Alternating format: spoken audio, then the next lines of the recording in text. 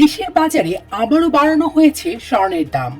এবার বাড়ানো হয়েছে ভরি প্রতি সর্বোচ্চ ৭,৩৪৮ টাকা। এর মাধ্যমে স্বর্ণের দামের নতুন রেকর্ড হয়েছে। নতুন দর আজ সকাল 10টা 15 মিনিটে কার্যকর হয়েছে। বাংলাদেশ জুয়েলার্স সমিতি আজ বুধবার সকাল 10টা 26 মিনিটে সংবাদ বিজ্ঞপ্তির মাধ্যমে এ তথ্য দিয়েছে।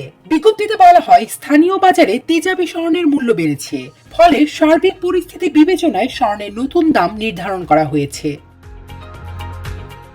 নতুন দাম অনুযায়ী দেশের বাজারে প্রতি ভরি 22 ক্যারেটের স্বর্ণের দাম পড়বে 2,69,788 টাকা। এটি দেশের ইতিহাসে স্বর্ণের সর্বোচ্চ দর।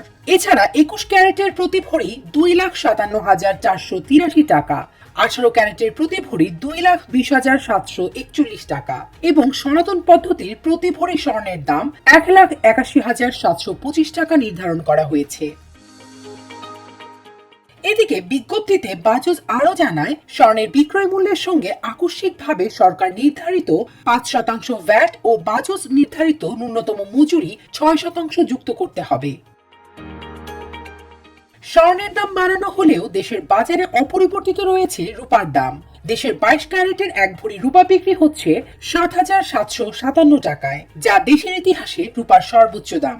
এছাড়া 21 ক্যারেটের প্রতি ভরি 7,407 টাকা, 18 ক্যারেটের প্রতি ভরি 6,357 টাকা এবং সনাতন পদ্ধতির প্রতি ভরি রূপা বেচা কেনা হচ্ছে 4,782 টাকায়।